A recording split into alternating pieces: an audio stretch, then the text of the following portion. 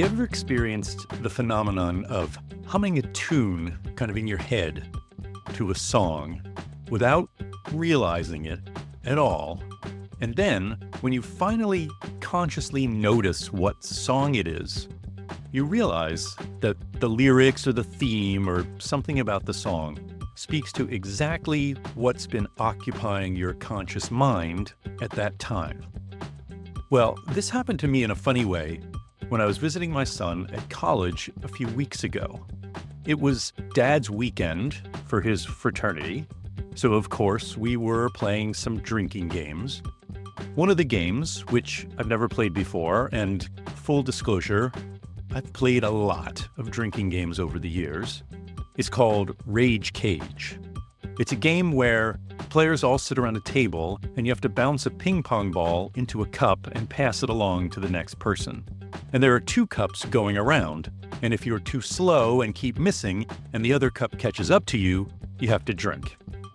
By the way, total aside, have you ever noticed at the supermarket now, there are often ping pong balls for sale in the beer section? When I first saw that a few years ago, I was like, why are there ping pong balls near the... Oh, right, of course. Okay, back to Dad's weekend. The next day, after playing Rage Cage, we went and played paintball, because of course we did. And the whole time, I had this riff playing over and over in my head. It was like...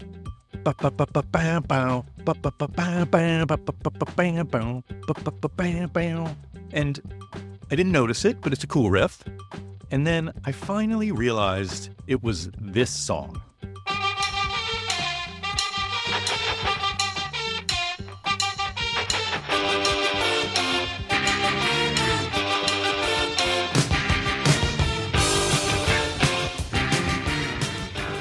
And the name of that song, for all of you non-Jay Giles Band fans out there, is Rage in the Cage. Pretty cool, huh? The way our brains work when we're not really paying attention. Now, since Election Day, I've had something running over and over in my head. It's not a melody or a lyric, but it's a line from a movie. And it has forced me to interrogate and reevaluate my understanding of and attitude toward so many things that, looking back with fresh eyes, now seemed to inevitably lead to the result of November 5th, 2024. To find out what line it is and how it has affected my thinking so thoroughly, stay tuned.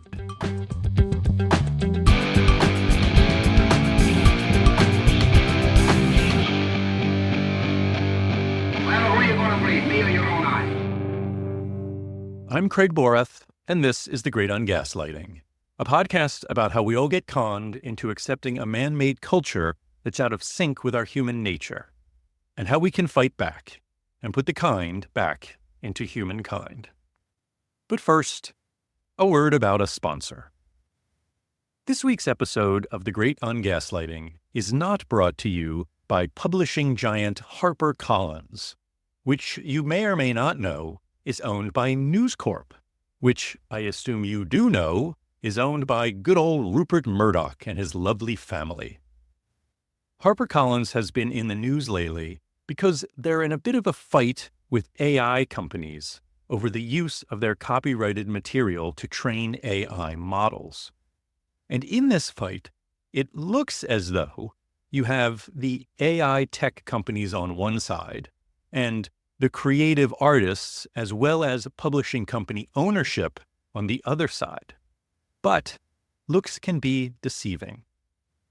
Even otherwise appropriately discerning news outlets like The Guardian ran an article back in December noting the unlikely alliance of billionaire media mogul Rupert Murdoch and a panoply of leading artists, including the Radiohead singer Thom Yorke, the actors Kevin Bacon and Julianne Moore, and the author Kazuo Ishiguro.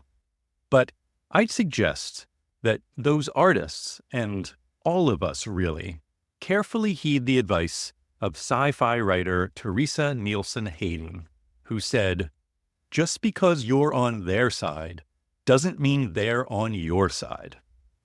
And as we've been finding out over the past several weeks, The Murdochs and HarperCollins are definitely not on the side of their writers and artists. The simple truth is that the only issue the Murdochs, the owners of Penguin Random House, the CEO of Time Warner, and pretty much every other media corporation owner has with AI companies is not that they're using copyrighted material to train AI models. It's that they're not sufficiently compensating those owners for the use of that material. And lately, we've been seeing evidence that the Murdochs have gotten a good enough deal, and they've begun presenting their authors with a take it or don't let the door hit you on the ass offers to give away the rights to their work to AI companies. Children's book author Daniel Kibblesmith recently posted on Blue Sky that he was offered $2,500 for permission to use one of his books to train an AI model. And the scam of it, the gaslighting nature of the deal, is right there out in the open in the offer presented to authors. The $2,500 per title is purportedly for a 3-year license. Oh, okay, so maybe it's not such a terrible deal. $2,500 every 3 years, at least it's something. But is it? Now, I don't know a whole lot beyond the basics of how AI actually works. But one thing I do know is that once you've trained a model on the contents of a book, and that model has been used countless times based on that content, it's impossible to then extract that content from the model. I mean, even if you were to untrain it on the specific words of the original book after 3 years, the model has evolved over time based on the original book, and there's no way to find and delete all of the downstream effects of the original text. It feels like the HarperCollins case is the kind of thing we're going to be seeing a lot of in the coming years, as billionaire oligarchs dismantle public institutions and sell off their services cheap to private entities, all in the name of helping regular folks like us. And it seems inevitable that there will be a lot of completely predictable pain and misery before enough of us regular folks realize that just because we're on their side doesn't mean they're on our side. Amen, Teresa Nielsen Hayden. Amen.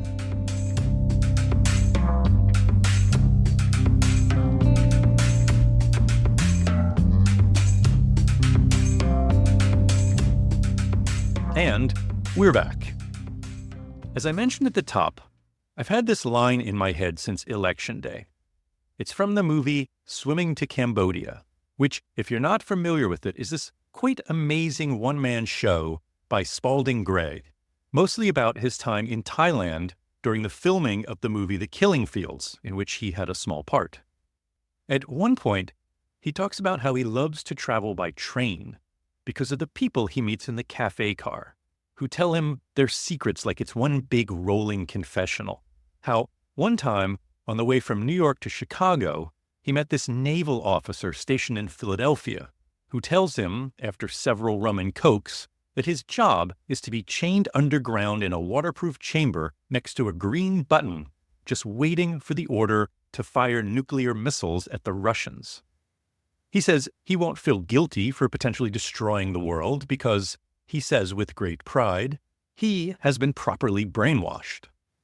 Eventually, he explains that the Russians want to take over the world, and the only way that Spalding can do his little talking cure monologues is because the country is protected by people like him.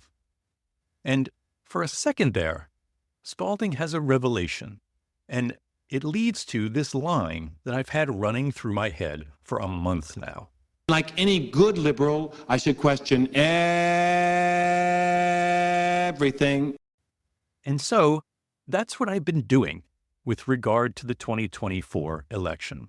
Not so much questioning how the Harris campaign was run, though God knows there's plenty to question, but more questioning how I saw things during the campaign and during the months and years leading up to the campaign, and questioning why I thought about or interpreted things a certain way and how I could have thought about them differently. And my conclusion is that had I and people of my political inclination and the political leaders who purport to represent our interests done that kind of questioning at the time, the campaign probably would have played out very differently, and may, just may, have resulted in a different outcome. So let me give you an example of what I'm talking about. Inflation. Obviously, an important factor in people's interpretations of how the economy was doing over the past few years and how politicians were rated on their handling of the economy. Now, for me, I saw inflation. I knew it was happening. I read about it, heard about it. But I can't say that I really felt it viscerally. I mean, I shop carefully and I look for good value and I don't want to get ripped off. But when I'm in line at the grocery store, I don't really pay too close attention to the total bill for all the groceries. Why? Because I know my family can afford it. Even with the inflation rate topping 9%, as it did in 2022, I noticed the higher prices, but I didn't really feel them. I never really experienced what I'd call the Mary Richards shrug. For those of you of a certain age, we remember during the opening of the Mary Tyler Moore Show, although I just got to say, I saw this in reruns, so I'm not that old. There's this moment where Mary is in the supermarket and she looks at the price of something and just tosses it into the cart with this look of utter resignation. I never felt that. For me, and I think for a lot of people fortunate enough to be financially secure in recent years, we paid attention to inflation mostly because of the effect it would have on interest rates and on the political fortunes of the incumbent party. So, as inflation rates came down and eventually the Fed cut interest rates, we thought, that's a victory, a problem solved that will recede into the past with happy days here again. But that's not how a lot of people felt about the inflation narrative. Lots of people really felt that 9% increase in prices over the year before. And after another year went by and inflation was only 3% over the year before, that meant 3% on top of the 9% of the previous year. Still way high, just going up from there at a little slower rate. So while I'm feeling the decrease in inflation as an improvement, lots of other people feel it as just more pain on top of the previous pain. And it sure as hell doesn't feel like a relief that the pain is increasing at a slower rate than it was before. It's just more pain. On a related note, it has become clear that there was a lot of price gouging going on during the recent inflationary period. Lots of companies had been reporting record profits over the past couple years, so clearly some of their price increases were not due just to increased expenses. And it has been calculated that a full quarter, 25%, of rent increases over the past year or so were due to price fixing among big corporate landlords, 25%. Now, I knew of this because I was reading obsessively about it, sometimes for this podcast, but most of the time because it's just what I do. And I knew that one political party was more likely to address that unfairness moving forward than the other. Obviously not guaranteed to do so, but more likely. And Vice President Harris promised to address those issues if elected, and I was reasonably certain she would at least try to do something about it. Would she succeed? Maybe, maybe not. But there would be people in her administration who would really try. Okay, so what about people who feel those increased prices and that skyrocketing rent all day, every day, without the time or interest to dig into the weeds about what's causing it and what might be done to help them? They see a candidate for president who was vice president for 4 years, who is the current vice president. And what has she actually done to fight for them? As far as they can see and feel, absolutely nothing. And they're not wrong to feel that way. Did she propose and fight for price caps profit caps, or cash payments to families to help cover grocery bills? Of course, lots of people will say, well, she couldn't do that. It's not in her role as vice president. It's heavy-handed government. It's not possible, and so on and so on. And that's exactly the point. From the perspective of the people who are suffering, all that sounds like just more bullshit excuses to do nothing.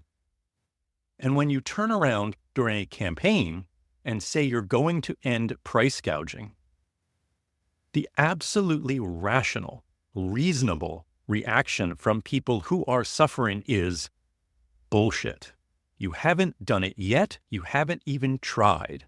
Why should we believe you when you say you really care and want to help and will do something about it in the future?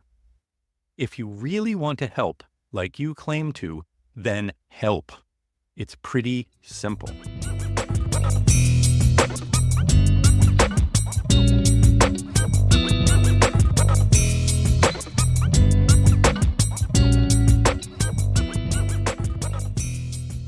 And finally, I question my reaction when I'd hear about undecided voters in the days leading up to the election. Undecided? How could anyone be undecided? How could anyone be that ignorant or clueless about what's going on? Well, guess what? They were undecided. Actual, real people didn't know which way to vote. And what difference does it make why? Maybe they just had so much shit going on in their lives and couldn't remember a time when they didn't have so much shit going on and couldn't possibly imagine a day when they might have less shit going on, that whoever happens to be president of the United States doesn't really matter all that much to them. Might they have ultimately voted against their own interests? Maybe. Did the Biden administration do things that will actually improve their lives and protect their interests? I think it did. But do I have any right to look down on those people and criticize their indecision? No. If the politicians that I support didn't earn their vote, either through their leadership or through their campaign, that's on the politicians. Find a way to do better. Go talk to those people today and tomorrow and every day thereafter until the next election day. Do things that improve their lives in ways that they can see and feel and causes them to feel hopeful about the future. Like, for example, not infrastructure. Okay, don't get me wrong. What Biden got done on infrastructure was a big deal, and he should get credit for it. But infrastructure improvements take a long time to happen. And when they're done, they're pretty much invisible. I mean, let's face it, infrastructure is working well when you don't notice it. So basing your campaign on something that hasn't actually happened yet and that people won't notice even when it does happen isn't probably the best strategy. So what's the big takeaway this week? I think it's that questioning everything also means questioning some of the fundamental themes of this podcast.